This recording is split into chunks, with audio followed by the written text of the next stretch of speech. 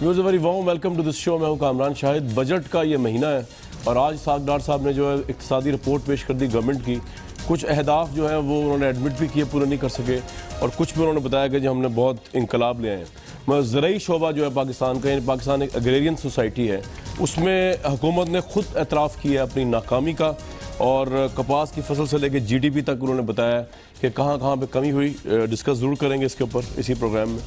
लेकिन जो सबसे इम्पोर्टेंट चीज़ है, टैक्स नेटवर्क जो है, हुकूमत के इंसेंटिव्स देने के बावजूद वो नेटवर्क जो है वो इम्प्लीमेंट नहीं हो सका।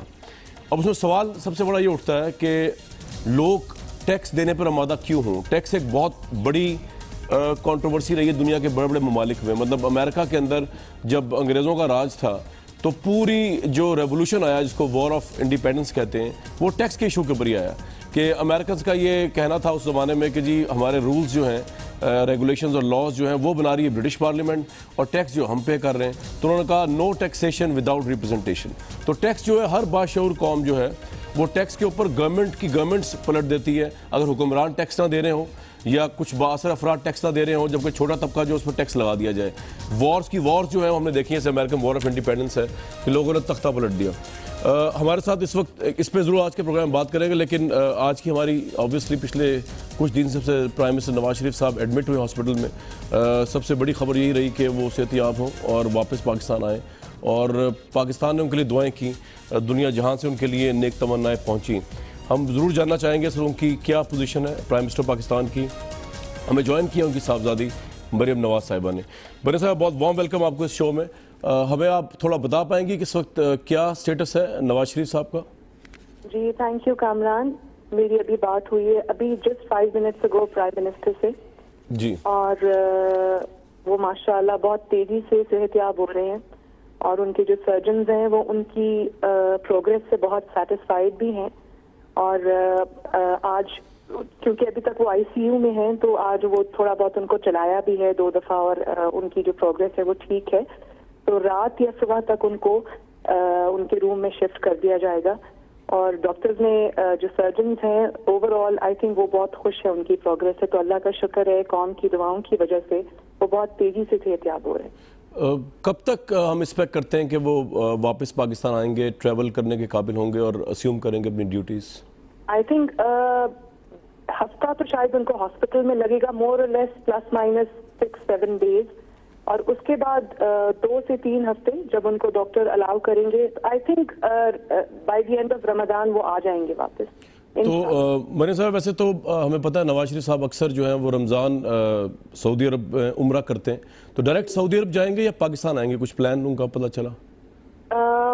अभी मुझे इस बारे में कोई इत्तला नहीं है, ना मेरा ख्याल है कि अभी इस तरह कोई प्लान बना भी है। लेकिन आई थिंक अगर वो डॉक्टर्स ने उनको इजाज़त दी और उनके लिए फिर भी फॉरेन जो है वो इतनी एक्सर्शन अच्छी बात नहीं होगी। अगर वो जाएंगे वहाँ पर तो वहाँ पे डेफिनेटली फिजिकल जो है एक्सर्शन वो ज़्यादा होगी। और अभी तो मैं इस वक्त कुछ कह नहीं सकती, आई थिंक कबल वक्त होगा कहना। लेकिन उम्मीद तो ये है कि 2 से 3 हफ्ते बाद जब वो ट्रैवल करने के काबिल होंगे तो शायद वो ये फैसला कर लें कि सऊदी अरब से होते होते यहाँ आए, या शायद पाकिस्तान डायरेक्टली आने का फैसला कर ले। इस बारे में कुछ सर्टेनिटी के साथ कुछ नहीं कह सकती मैं। राइट। जिस तरह पाकिस्तानी मीडिया ने नवाज शरीफ साहब की सियासत पे क्रिटिसिज्म अपनी जगह पे, लेकिन जिस तरह पाकिस्तानी मीडिया ने उनको as a person, as a prime minister support किया है दुआओं के जरिए, और वैसे उस पर प्राइम मिनिस्टर का कोई रिएक्शन पता चल सका, या उनको पता है कि मीडिया से लेके अपोजिशन तक सब ने उनको बड़ा सपोर्ट किया? कामरान, आई थिंक यही दुआएं थी और यही सपोर्ट थी जिसकी वजह से वो बहुत उनकी स्पिरिट्स भी हाई रही, और वो उनका सर्जरी भी सक्सेसफुली, कोई दुआ पता नहीं किस तरह से लोगों ने दिल से दुआएं की उनके लिए। मैं देखती रही थ्रू आउट, और जिस तरह के मैसेजेस मुझे मिलते रहे, लोगों ने रोजे रखे, लोगों ने नवाफिल अदा किए, दुआएं मांगी मस्जिदों में, मंदिरों में, चर्चेज में। तो मैं आपके प्रोग्राम के थ्रू पूरे पाकिस्तान को, और पाकिस्तान से बाहर बसने वाले जो भी पाकिस्तानी हैं या इवन गैर मुल्की हैं, सेलिब्रिटीज ने बहुत मैसेजेस भेजे, मीडिया ने जिस तरह की सपोर्ट की, उसके लिए मैं सबकी बहुत बहुत शुक्रगुजार। राइट, बहुत शुक्रिया मरियम नवाज साहिबा हमारे साथ। उन्होंने मुझसे स्पेशली इस चीज का जिक्र किया था। अच्छा जी, क्या बताया उन्होंने? انہوں نے کہا کہ مجھے یہ پتہ چلا ہے کہ قوم بہت دعائیں کر رہی ہے اور مجھ تک اور پاکستانی میڈیا نے بھی بہت دعائیں کی ہیں جی. جو آپ کی سب سے بڑی کرٹیک ہے پاکستانی میڈیا, انہوں نے بھی بہت زیادہ میں سمجھتا ہوں کہ ریگارڈلیس آف دیٹ, کیونکہ پالیسیز پہ تو کرٹیسزم کرنا میڈیا کا ایک کام بھی ہوتا ہے, لیکن آئی تھنک میڈیا نے بھی بہت ان کے لیے وہ کیا ہے. آئی تھنک وہ کنوے کیا گیا ان کو, نواز شریف صاحب کو بالکل کنوے کیا گیا. اور کامران یہ خوشی کی بات ہے کہ جب کسی کی زندگی کا یا صحت کا مسئلہ آتا ہے یا اس طرح کی کوئی لائف تھریٹننگ ایشو ہو جاتا ہے کسی کو, کوئی بھی وہ پبلک لیڈر ہو, کسی بھی پارٹی سے اس کا تعلق ہو, تو میڈیا یا عوام یا پولیٹیشینز یا اپوزیشن جو ہے وہ سب جب یونائٹڈ ہو جاتے ہیں اس طرح کی چیز میں, تو یہ صرف شو کرتی ہے کہ انسانیت ہے ابھی ہم لوگوں میں. اچھی بات ہے Kamran. I think prime minister بھی اپریشیٹو ہے اور اس چیز کو اپریشیٹ کرتے ہیں. میں خود بہت اپریشیٹ کرتی ہوں, تو آپ سب کا بہت بہت شکریہ. رائٹ, بہت شکریہ مریم صاحب ہمارے ساتھ تھی. We look forward to see the prime minister very soon. Viewers ایک بریک لیں گے, بریک واپس آئیں گے تو پاکستان کے معاملات پہ سوال اٹھائیں گے.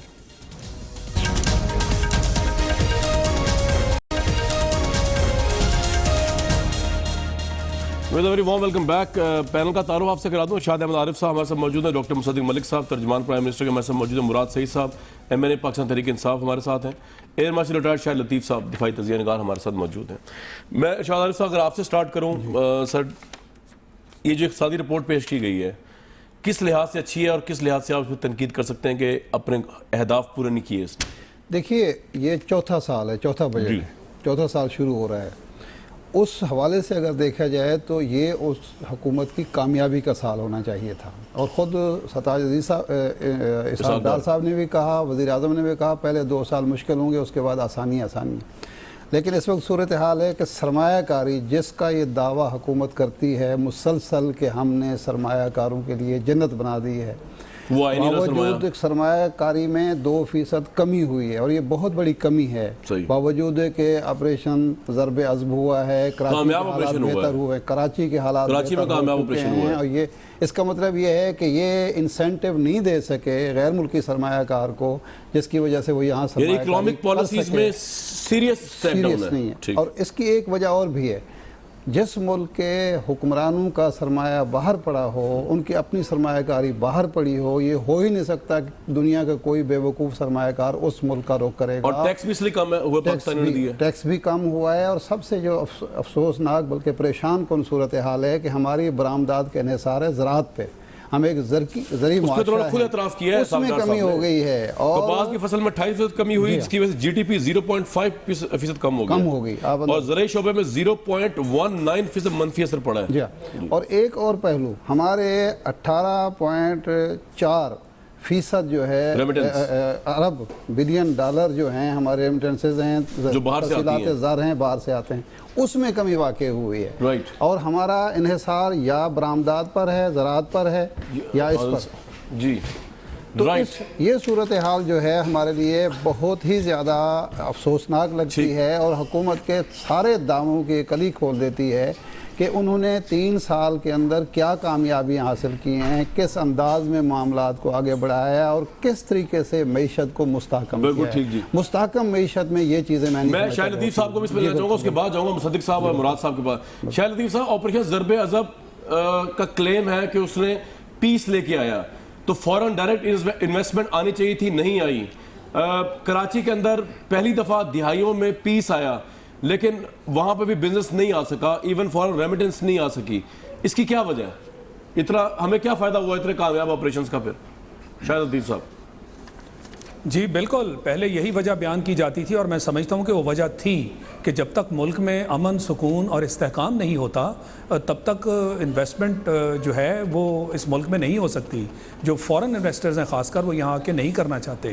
مگر ہم نے دیکھا کہ یہ ساری چیزیں, ان کا جو انڈیکس ہے وہ تو اب مثبت اس میں چلا گیا, لیول پہ چلا گیا, مگر اس کے باوجود اگر لوگ یہاں انویسٹ کیوں نہیں آئی, تو آپ سے پوچھ رہا ہوں, ہمارے جو اہداف ہیں وہ یہی وجہ ہے نا, وہ یہی وجہ ہے کہ یہ حکومت کی اپنی جو انویسٹمنٹ پالیسیز اور جو اکنامک پالیسیز ہیں ان میں سکم ہے. اگر وہ آپ لوگوں کے لیے ایسی پالیسیز بنائیں گے کہ جو اٹریکٹیو ہوں گی تو لوگ یہاں آ کے انویسٹ کریں گے, اور اگر وہ انویسٹ نہیں کر رہے تو ظاہر سی بات ہے کہ ہماری اکنامک پالیسیز جو ہیں ان میں پرابلم ہے نا. اب یہ ساری ڈیبیٹ کی بات ہے, یہ چیزیں پارلیمنٹ میں اور آپ کے اکنامک جو مشینری ہے اس کے اندر ڈیبیٹ ہونی چاہیے چاہیے تھی, مگر اس سے پہلے ضروری یہ ہے کہ ہم پہلے مانیں کہ ہمارا فیلئر ہے. ہم تو سارا سال یہ بتانے میں محو رہتے ہیں کہ جناب اکانومی بھی ٹھیک ہو گئی, کہ جناب ہم تو پازیٹیو ہر طرف ہمارا انڈیکس ہے وہ نظر آ رہا ہے. دیکھیں آپ چھوٹی سی بات لے لیں کہ ہمارا جو گروتھ ہے وہ ہمارا پچھلی مرتبہ بھی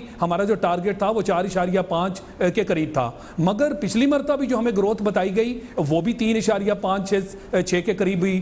آئی ایم ایف کی طرف سے کہا گیا, مگر آئی ایم ایف نے تو کلیئر کر دیا کہ نہیں, آپ کی گروتھ ہرگز وہ نہیں ہے جو یہاں بیان کی جا رہی ہے. تو مقصد یہ ہوا کہ ہم ایسی فگرز بتاتے ہیں جو کہ کریکٹ نہیں ہوتی, جو صحیح نہیں ہوتی. اگر وہ فگرز صحیح ہوں نہیں, آپ کے خیال میں شاہد لطیف صاحب حکومت کی اکنامکس کی ویژن میں پرابلم ہے؟ اسحاق ڈار صاحب جو ہے وہ کام نہیں کر سکے 4 سال جو ان کو کرنا چاہیے تھا, احسن اقبال صاحب پلاننگ نہیں کر سکے, یہ ہوا کیا, یا دھرنوں نے تباہی پھیر دی حکومت کی؟ یہی ہے نا جی. نہیں, دیکھیں اس طرح نہ کریں کہ آپ دھرنوں نے تباہی پھیر دی. دھرنے اگر تھے تو وہ 1.5 مہینہ یا جو بھی ہے, ہر چیز آپ دھرنوں کی طرف, اس سے پہلے اب 3 سال ہو گئے نا اس حکومت کو, تو ہر طرف ہم صرف دھرنوں کی بات نہیں کر سکتے. کوئی بھی اکانومسٹ جو ملک کے پرومیننٹ اکانومسٹ ہیں ان میں سے کسی نے آج تک, آپ سب کو پڑھ لیں, ان میں سے کسی نے دھرنوں پہ بلیم نہیں کیا کہ ہماری جناب اکانومی میں خرابی دھرنا کوئی فیکٹر نہیں ہے. سچ ہم نے ہماری اکنامک پالیسیز جو ہیں ان کا پرابلم ہے, جس کی وجہ سے ہمارا وہ گروتھ نہیں بن پا رہا, برآمدات میں پرابلم آ گئی. یہ دیکھیں یہ فیکٹرز ہیں نا, یہ تو اعداد و شمار کی بات ہے. جب ہم پروڈیوس نہیں کر پا رہے تو اکانومی کیسے بہتر ہوگی؟ آپ کے ہاں بجلی گیس کا مسئلہ, آپ کے جو فیکٹری اونرز ہیں وہ باہر چلے گئے, وہ جا کے انہوں نے اپنی فیکٹریز تک اپنی انڈسٹری شفٹ کر لی. تو جب پروڈکشن نہیں ہوگی, آپ بتائیے آپ کی اکانومی میں فرق کیسے ہوگا؟ یہ وہ سمپل چیزیں ہیں جس کے تحت آپ کو نظر آ رہا ہے کہ حکومتی لیول پر جو اقدامات اکانومی کو ٹھیک کرنے کے لیے کیے جانے چاہیے تھے وہ نہیں ہوئے. قرضے آپ دیکھیے کہاں تک پہنچ گئے. تو پھر اس کے باوجود ان ساری چیزوں پہ ہم کہتے رہیں گے کہ اکانومی کے جو انڈیکس ہے وہ بہتر ہے, بجائے اس کے کہ ہم جو فگرز ہیں ان پر دھیان دیں اور صحیح فگرز لوگوں تک پہنچائیں اور پھر ان کا باقاعدہ تجزیہ کریں. سر آپ کا یہ پوائنٹ آ گیا. ڈاکٹر مصدق ملک صاحب, ایک تو آپ نے آرگومنٹ شاید دینا ہو دھرنے کا, میں نے کہا ٹائم ویسٹ کیے بغیر میں نے پہلے دے دیا. اس سے آگے چل کے بتائیے کہ یہ 4 سال میں چوتھا جو آپ کا بجٹ ہے, ایکسیپٹ کرتے ہیں آپ بری طرح فیلئر ہے آپ کا, زرعی شعبے کو یار کھڑا نہیں کر سکے جو پاکستان کی بیک بون ہے جس پہ پوری اکانومی چلتی ہے, فارن ریمیٹنس آپ نہیں لا سکے, مہنگائی اتنی زیادہ کہ تنخواہیں آپ بڑھا رہے ہیں اس کا بھی کوئی فائدہ نہیں ہونے والا عام آدمی کو, کیونکہ تنخواہ بڑھا رہے ہیں 10% اور انفلیشن 3% اور انفلیشن 10% ہے کمپیریزن کیا جائے. یہ ناکامی کا اعتراف کرتے ہیں آج آپ 4 سال میں آلموسٹ؟ مجھے تو کامران صاحب ایسے لگ رہا ہے کہ 2 مختلف وہاں نہیں, آپ کو یقین ہونا چاہیے تھا کہ میں نہیں کروں گا. مجھے بھی یقین تھا آپ یہی کہیں گے جو آپ نے کہا ہے, لیکن مجھے تو ایسا لگ رہا ہے کہ ہم کوئی علیحدہ میں تو یہ کاغذ اس وقت سے دیکھ رہا ہوں کہ یہ نمبرز جو آپ کہہ رہے ہیں وہ صحیح ہیں, جو میرے سامنے ہیں وہ صحیح ہیں, اور کیونکہ میں نے ابھی وہ پوری طرح سے وہ رپورٹ پڑھی نہیں, پروگرام کے حوالے سے دوبارہ نئے سرے سے دیکھوں گا. دیکھیے اس وقت ہماری جی ڈی پی کی جو گروتھ ہے, ٹارگٹس تو ہم خود اپنے طے کرتے ہیں اور بڑے ایمبیشس ٹارگٹس ہم نے سیٹ کیے ہوئے ہیں, لیکن اس وقت اگر آپ دیکھیں تو پچھلے 8 یا 10 سالوں کے اندر اس رفتار سے, جس رفتار سے 4.7% کے اوپر جی ڈی پی بڑھی ہے, پچھلے 8 سال کے اندر جی ڈی پی اس رفتار سے نہیں بڑھی. تو کچھ نہ کچھ تو ہو رہا ہے کہ ہم 2-3% سے نکل کے 4.7% تک آ گئے ہیں, اور وی آر ویری ہوپ فل کہ اگلے سال ہم 5.5 کے قریب جائیں گے. انڈسٹریل گروتھ جو ہے وہ پچھلے سال 4.8% تھی, اس دفعہ 6.8% ہے. جو مائننگ کی گروتھ ہے وہ بڑھ گئی ہے. الیکٹریسٹی جنریشن جو ہے وہ پچھلے سال سے بڑھ گئی ہے. اس سال آپ کا زرعی شعبہ ناکام ہوا, آپ فارن ریمیٹنس نہیں لا سکے, مہنگائی تھوڑی اس لیے کم ہوئی کہ تیل پوری دنیا میں کم ہوگا. سر آپ نے کیا کیا, پلاننگ میں کیا کیا؟ پہلے تو میں آپ کو وہ بتا دوں, جی میں پہلے تو آپ کو موٹی موٹی باتیں بتا دوں. میں نے آپ کو بتایا جی ڈی پی بڑھ گئی, پھر میں نے آپ کو بتایا کہ جی ڈی پی کے کچھ سیکٹرز جو ہیں ان کے اندر بہت اضافہ ہوا. ہماری ایف ڈی آئی جو تھی, جو فورن ڈائریکٹ انویسٹمنٹ ہوتی ہے, وہ پچھلے سال 950 ارب کی تھی, اس سال 1.02 بلین کی ہے, وہ بھی بڑھ گئی. جو انویسٹمنٹس ہیں ہماری پچھلے سال 4.2 ٹریلین کی. سر جو چیزیں کم ہوئی میں تو آپ کو ان سے پوچھ رہا ہوں, اس کا جواب دے دیں. جو آپ کی بڑھ گئی اچھی بات ہے, بڑھ گئی. نہیں میں آ رہا ہوں, جی میں آ رہا ہوں وہاں پہ. تو یہ ڈاکٹر صاحب کی پوری سپیچ سنا دی ہم نے 3 گھنٹے کی بات. جی نہیں, وہ تو میں اسی وجہ سے.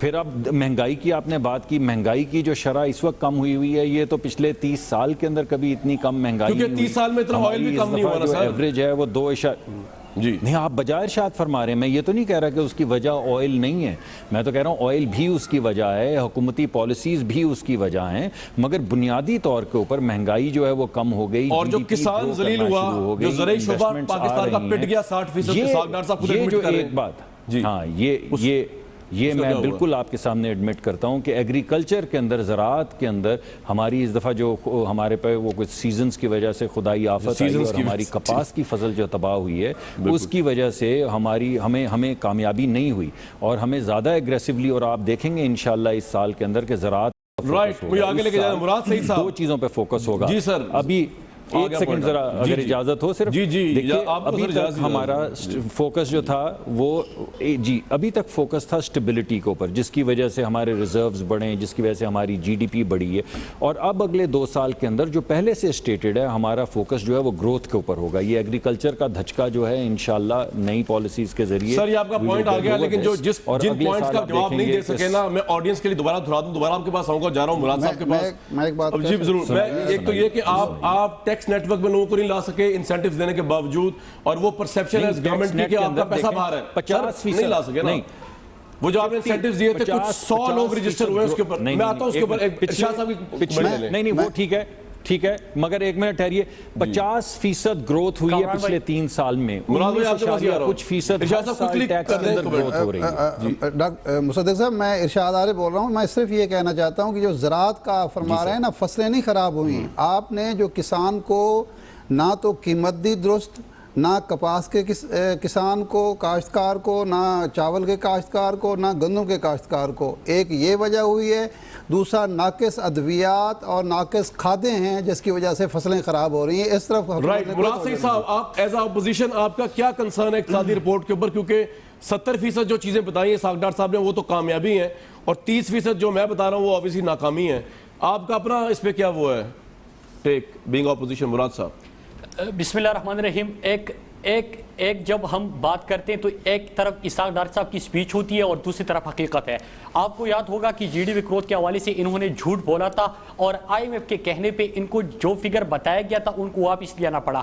پھر اس کے بعد آپ دیکھیں کہ جو ان کے دور میں انویسٹمنٹ 3 سال اٹھا کے دیکھ لیجئے, 1 سال چھوڑ دیجئے, 3 سال کی فارن ڈائریکٹ انویسٹمنٹ جو ہے وہ پچھلی 2 دہائیوں کی سب سے کم ترین ہے. ان کے اپنی جو اکنامک سروے وہ بتا رہا ہے. دوسرا یہ کہ ایگریکلچر سیکٹر مکمل تباہی کے دہانے پہ کھڑا ہے, وہ آپ کے سامنے ہے. تیسرا, پاکستان کے اندر ان امپلائمنٹ ریٹ دیکھ لیجئے, ان کے دور میں 2 سالوں کے اندر 3.62 ملین بے روزگار مزید پیدا ہو گیا, جو کہ میری سوال کا جواب دیا تھا احسن اقبال صاحب نے. ان کا ان امپلائمنٹ ریٹ جو ہے وہ اس وقت 6% ہے. پھر اس کے بعد آگے آپ جائیے, 100 ٹیکسٹائل مل جو ہے یہ اسی سال پاکستان کے اندر بند ہو چکے ہیں, وہ بھی آپ کے سامنے ہے. پھر اس کے بعد آپ ان کے باقی چیزیں اٹھا کے دیکھ لیں, دیکھیں جو وعدے تھے کہ ہم انویسٹمنٹ لے کے آ رہے ہیں, ہم نے پاکستان کی اکانومی کو بہتر کر دیا, ہم نے بے روزگاری ختم کر دی, 11 کروڑ پاکستان کی جو آبادی ہے وہ غربت کی لکیر سے نیچے زندگی گزار رہی ہے. ورلڈ بینک کی رپورٹ کہہ رہی ہے کہ پاکستان کے اندر ورلڈ بینک کی رپورٹ آپ کے دھرنوں کی وجہ سے ڈیلے ہوا.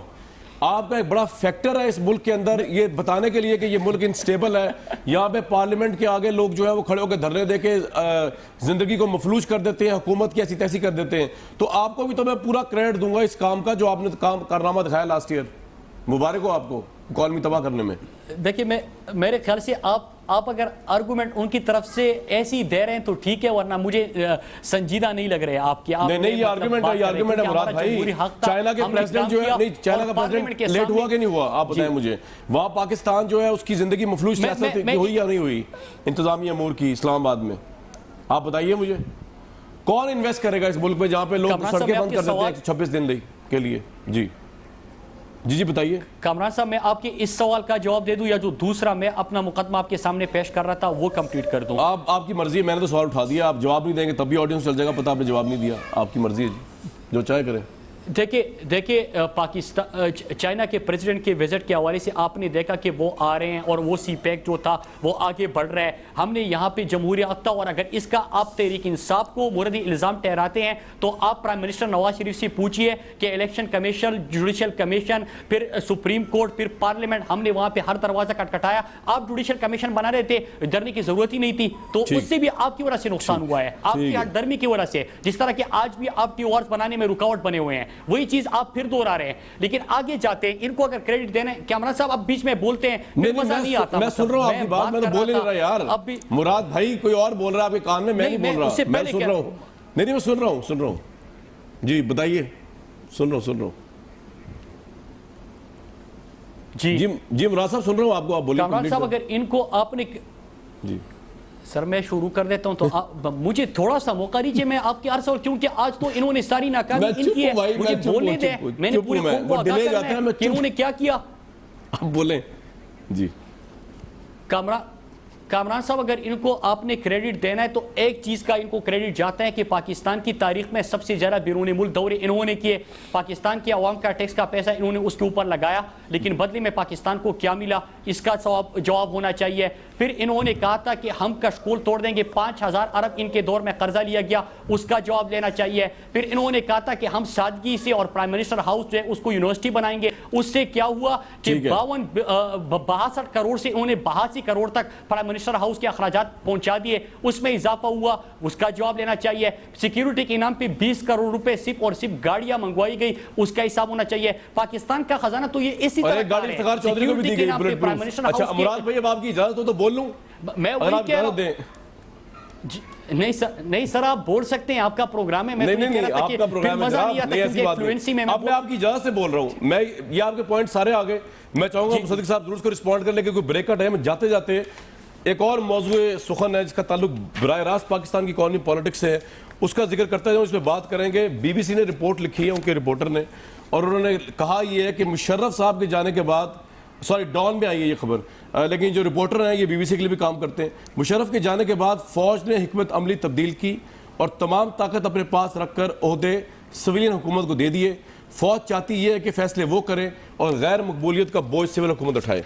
उसकी जो आखिरी लाइन है वो बड़ी इंटरेस्टिंग है, वो मैं ब्रेक के बाद बताऊंगा। शायद लतीफ़ साहब से आके पूछूंगा, अगर यही सब कुछ हो रहा है तो हम बेचारी गवर्नमेंट को क्यों इतना रगेद रहे हैं, मामला तो किसी और के हाथ में जा चुका है काफ़ी अरसे से।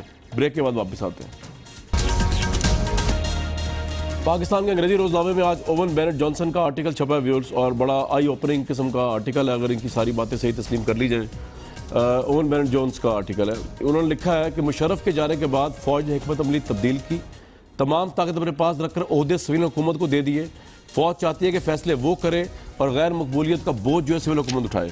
ये भी कहा गया है, इस आर्टिकल में दावा किया गया कि फौज के कुछ हल्के सोचते हैं कि राहील शरीफ साहब को अगर तोसीना मिली तो जो तमाम समरात हैं ऑपरेशन ज़रब अज़ब के और जो स्टेबिलिटी इस मुल्क में आई है वो समरात ख़त्म हो जाएंगे। और आखिरी लाइन बड़ी इंटरेस्टिंग, उन्होंने कहा है कि नवाज शरीफ साहब जब से बीमार हुए हैं तो ये आर्गूमेंट अब पॉपुलर होता जाएगा कि ये किस तरह हो सकता है कि पाकिस्तान को गवर्न किया जाए सिक बेड पे से, यानी कि एक मरीज़ जो है वो किस तरह फिजिकली उसको करेगा। ये इनका दावा है, ये इनका एनालिसिस है। इरशाद आरिफ साहब, किस तक आप इससे एग्री करते हैं? और ये जी मैं बिल्कुल इत्तेफाक नहीं करता जी, बिल्कुल गलत बात है। देखिए मियां नवाज शरीफ साहब जब इक़्तिदार में आते हैं तो उनके पास तमाम इख्तियारात थे, ठीक है, बुनियादी नौइयत के फ़ैसले उन्होंने किए। और उससे पहले ज़रदारी साहब के दौर में भी 18वीं तरमीम जब पास होती है, जिस अंदाज में परवेज़ मुशर्रफ के ख़िलाफ़ करारदादें, हालांकि वो उस वक्त प्रेसिडेंट था, ठीक है, पास होती हैं, तो इससे महसूस नहीं होता कि सिविलियन गवर्नमेंट के पास कोई इख्तियार नहीं था। जिस तरह इन्होंने केस बनाया परवेज़ मुशर्रफ के ख़िलाफ़, उससे भी लगता था। हुआ ये कि वज़ीर ख़ारजा इन्होंने मुकर्रर नहीं किया, वज़ीर दिफा इन्होंने मुकर्रर नहीं किया। अब जब खला आप ताकत का पैदा करते हैं, जब आपकी कारगुजारी अच्छी नहीं होती, अवाम को आप मुतमईन नहीं कर पाते, तो उस खला को कौन यहाँ इस मुल्क में कौन सा इदारा है जो उस पुर कर सकता है? जो ताकतवर है।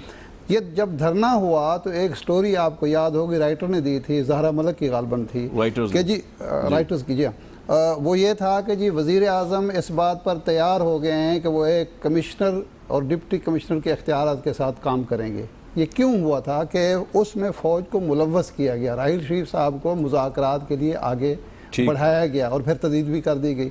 तो असल में हमारे तीसरी दफ़ा मियां नवाज शरीफ साहब वज़ीर आज़म बने हैं, लेकिन उन्होंने माजी से क्या सबक सीखा है? यही में नहीं सीखा।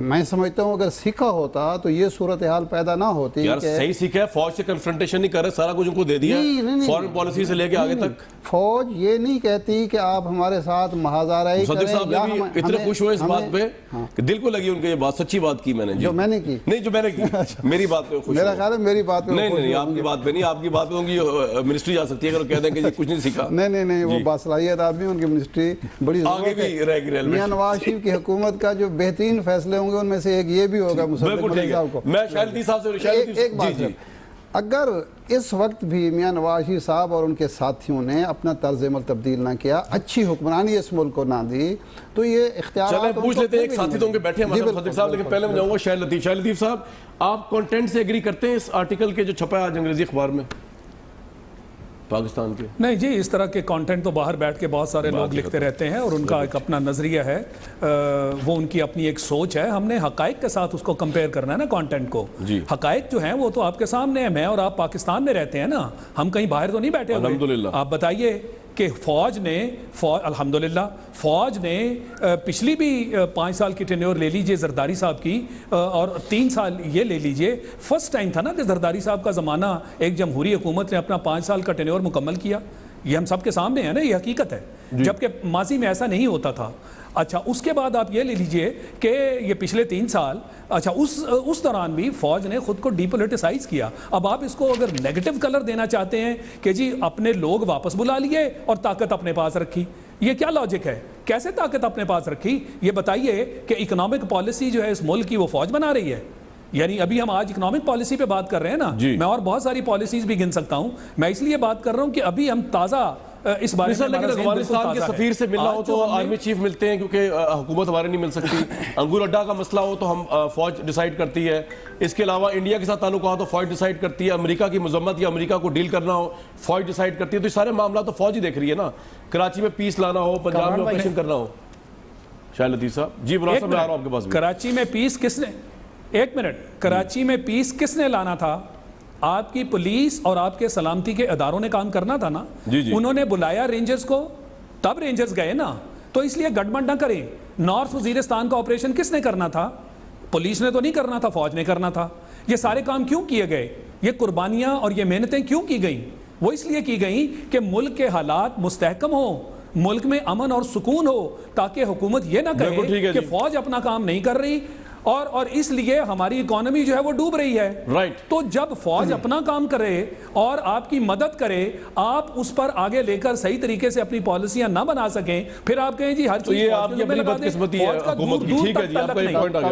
एक बात देखिए, सिविल हुकूमत अगर आर्मी चीफ को अपनी कारगुजारी परफॉर्मेंस से मुतासर करने की बजाय उसको तोसी दे के या उसकी मुद्दत मुलाजमत में इजाफा करके 4 साल करके मुतासर करने की कोशिश करेगी तो ये पैदा होगा।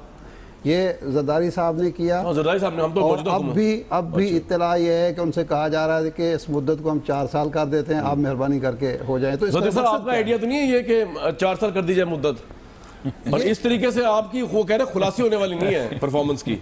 जी नहीं, मैं तो इस बात पे मुस्कुरा रहा था कि आज पहली मर्तबा ऐसा हुआ है कि कामरान साहब का साथ जो है ना कहीं से भी नहीं किसी ने दिया, ना इरशाद अहमद आरिफ साहब ने आपके नुक्ता नज़र को स्ट्रेंथन किया, ना शाहिद लतीफ़ साहब ने।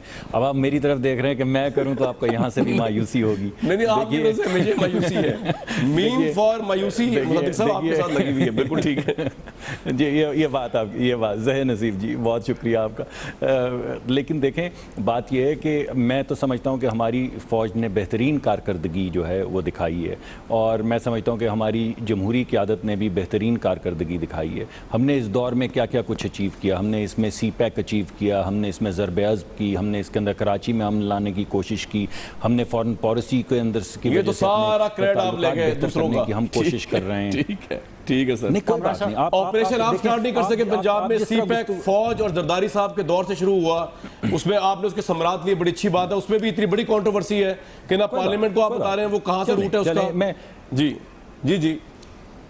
جی مصدق چلیں صاحب، آپ وہ آپ جیسے آپ اس کی تقسیم کرنا چاہیں، ملک بھی ہمارا، فوج بھی ہماری، جمہوریت بھی ہماری، تقسیم آپ کی، تو میں آپ کے حوالے کیے دیتا ہوں، آپ جیسے آپ مراد صاحب آپ اس تقسیم کو بھر دیں۔ اس کے علاوہ جیسے میں نے آپ کو نہیں ارے بھائی بات تو مکمل کر لینے دیں، ابھی تو میں نے آپ کی بات سے اگری کی ہے، ابھی تو مجھے تھوڑا سا وقت دیں۔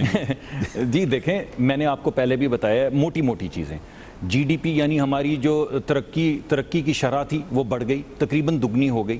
ہمارے ملک میں 30 سال میں اتنی کبھی جو مہنگائی کی شرح کبھی کم نہیں ہوئی، ہماری ان امپلائمنٹ کم ہو گئی، ہمارے جو ہمارے بسپ کا پروگرام ہے، پہلے ہم 40 ارب دیتے تھے، ہم نے اپنے بجٹ سے اب 110 ارب کر دیا، پہلے 12,000 دیتے تھے، اب غریب آدمی کو 18,000 ملتے ہیں، پہلے 3.7 ملین لوگوں کو مل رہے تھے، اب اس کے اندر ملینز لوگ جو ہیں ان کا اضافہ کر دیا گیا ہے۔ تو ہر نقطۂ نظر سے انٹرسٹ ریٹ گرا دیے، ٹھیک ہے سر، یہ آپ کا پوائنٹ آ گیا، آپ نے بڑی کامیابی کے مراحل طے کر لیے، بالکل ٹھیک ہے، یہ آپ نے ترقی کر لی جو ہیں، اس کے باوجود یہ تاثر ہٹنے کا نام نہیں لے رہا کہ آپ کی حکومت بہت ویک ہے۔ دیکھیں، اور اس میں مراد صاحب سے پوچھو کیوں ویک؟ دیکھیں آپ کی محبت ہے، یہ سب سے زیادہ مجھے احساس آپ کے پروگرام میں آ کے یہ ہوتا ہے کہ شاید ہم بہت کمزور ہیں۔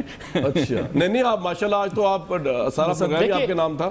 میں آگے چلتا ہوں، مراد صاحب مصدق صاحب یہ سارے اعداد و شمار آپ کے ہیں، ابھی تک یہ سارے اعداد و شمار حکومتی باتیں۔ ایک چیز کا چیک جو لاسٹ ایئر ہوا تھا وہ آئی ایم ایف نے آپ کا جو گروتھ تھا اس کو ریجیکٹ کر دیا تھا۔ جی رائٹ، مراد صاحب، مراد بھائی میرا ایک سوال لے لیں پھر آپ جواب دے دیجیے گا۔ چلیں آپ بول لیں، سوال میرا یہ تھا میرے بھائی، یہ جو آرٹیکل چھپ رہے ہیں نا، یہ جو انگریزی جرنلسٹ لکھ رہے ہیں، ان میں آپ کا بھی بڑا رول ہے، کیونکہ آپ کے لیڈر ہر 6 مہینے بعد جو ہے نا ایک تھرڈ امپائر اور اس کی انگلی اور نواز شریف صاحب اور پویلین اس کا تذکرہ خیر کر دیتے ہیں، جس سے پرائم منسٹر کی جو پوزیشن ہے نا وہ لوگوں کی نظروں میں کنٹروورشل ہو جاتی ہے کہ اب گئے اور اب گئے۔ تو آپ کا بھی بڑا رول ہے اس سارے ایپیسوڈ میں جو آج آرٹیکل چھپا ہے۔ جناب اب آپ فرمائیے۔ دیکھیں پہلے تو میں ڈاکٹر صاحب نے جو باتیں کی ہے، 2 چیزوں کا انہوں نے کریڈٹ لیا، باقی کریڈٹ لینے کے لیے ان کے پاس کچھ ہے نہیں۔ انہوں نے ایک ضرب عضب کا لیا اور ایک کراچی آپریشن کا۔ ضرب عضب آپ کو یاد ہونا چاہیے کہ پرائم منسٹر صاحب جب رات کو آپریشن شروع ہو چکا تھا اور کامیابی سے فوج نے جو قربانیاں دی، پرائم منسٹر صاحب آ کے قوم سے خطاب کرتے ہیں کہ ہم نے فیصلہ کیا کہ آپریشن ہوگا، آنے کے شروع ہو چکا تھا۔ کراچی میں امن کی طرف بڑھ رہے ہیں، اس میں فوج کی بالکل کاوشیں ہیں اور ہم مانتے ہیں کہ چلو اس میں آپ کا بھی حصہ ہے اور آپ نے وہ آپریشن شروع کیا، لیکن باقی چیزیں دیکھ لیجئے۔ انڈین ایجنٹس یہاں پہ ہوتے ہیں، وہ پکڑے جاتے ہیں، پرائم منسٹر صاحب کی خاموشی۔ ڈرون حملے ہوتے ہیں، کل آپ نے دیکھا کہ جنرل راحیل شریف نے ڈرون حملے کے حوالے سے بات کیا، حالانکہ صدر مملکت کو جو فارن پالیسی کے حوالے سے جو مختلف محاذ بن رہے ہیں، آپ انڈیا، افغانستان اور ایران کے جو نئے اتحاد بن رہے ہیں ان چیزوں کے اوپر غور کریں، ان کو دیکھیں، اس کے اوپر ہمارے صدر مملکت صاحب نے کسی چیز کے اوپر بات نہیں کی۔ کل آپ نے دیکھا کہ راحیل شریف نے بات کی، جب حکومت آپ کی خاموش ہوگی، جب وہ انڈیا کے ساتھ اپنے ذاتی تعلقات بنائے گی، جب وہ پاکستان کی سرحدوں کے حوالے سے اور جب ایجنٹ پکڑے جاتے ہیں، پاکستان کا مقدمہ عالمی برادری کے سامنے صحیح طریقے سے پیش نہیں کرے گی، جب اپنی پاکستان کی اکانومی کو بہتر نہیں کر سکے گی، جب اپنے گھر کے علاوہ اور بادشاہت کے علاوہ کسی اور کو پوزیشن دینے کے لیے تیار نہیں ہوگی، جب آپ کا فل ٹائم اور یا فلی امپاورڈ فارن منسٹر تک نہیں ہوگا، جب آپ پارلیمنٹ کے اندر فیصلے نہیں کریں گے، جب آپ ملک سے باہر خود انویسٹمنٹ کریں گے، جب آپ اور آپ کے خاندان کی جائیدادیں ملک سے باہر ہوگی، تو آپ کس طرح توقع کر مراد بھائی یہ پوائنٹس آگے، میں نے آپ سے سوال پوچھنا ہے، ایک سوال آپ سے میں نے پوچھنا ہے، یہ اس کا میں اس انالیسس میں یہ بھی لکھا ہوا ہے کہ اب آرگومنٹ یہ بھی آ سکتا ہے پاکستان میں کہ ایک فزیکلی ویک پرائم منسٹر کس طرح گورن کریں گے پاکستان کو۔ تحریک انصاف تو یہ آرگومنٹ لے کے نہیں جائے گی نا کہ بڑا پرسنل اٹیک ہو جائے گا، یا آپ سمجھتے ہیں میرٹ پہ ہوگا یہ آرگومنٹ؟ نہیں، دیکھیں ایک چیز کامران صاحب واضح ہے کہ اس وقت پاکستان کے اندر جب پرائم منسٹر صاحب وہاں پہ بیٹھے ہوئے ہیں، بلوچستان کے اندر، کراچی کے اندر اور فاٹا کے اندر آپ کو انڈین ایجنٹس مل رہے ہیں کہ نہیں مل رہے؟ میں نے جو اتحاد کی بات کی وہ آپ کو نظر آ رہے کہ نہیں آ رہا؟ پاکستان کی خارجہ پالیسی کا ہے، پاکستان کے سیٹل ایریا میں ڈرون حملہ ہو چکا ہے، ایک پرائم منسٹر جو کہ ان کے بڑے سکینڈل آ چکے ہیں یا جو مختلف پاناما لیکس میں ان کا نام آ چکا ہے، وہ خود کمزور ہو گئے۔ کمزور کسی نے کیا نہیں، کسی نے جمہوریت کے خلاف سازش نہیں کی۔ آپ احتساب کریں، آپ اکاؤنٹیبلٹی پہ یقین کریں، آپ خود کو احتساب کے لیے پیش کر دیں، آپ ڈیلیور کر دیں، آپ میرٹ پہ فیصلے کر دیں، آپ ٹرانسپیرنسی لے کے آئے، خود بخود آپ مضبوط ہو جائیں گے۔ بہت شکریہ بریک لینے نے مجھے، آپ تھوڑا پانی پی لیں، ابھی پتہ چلا آپ کس طرح جیتے ہیں سوات کی سیٹ، ماشاءاللہ بڑے ہی آپ تو جناب کمال کے مقرر ہیں۔ بریک لیتے ہی واپس آتے ہیں۔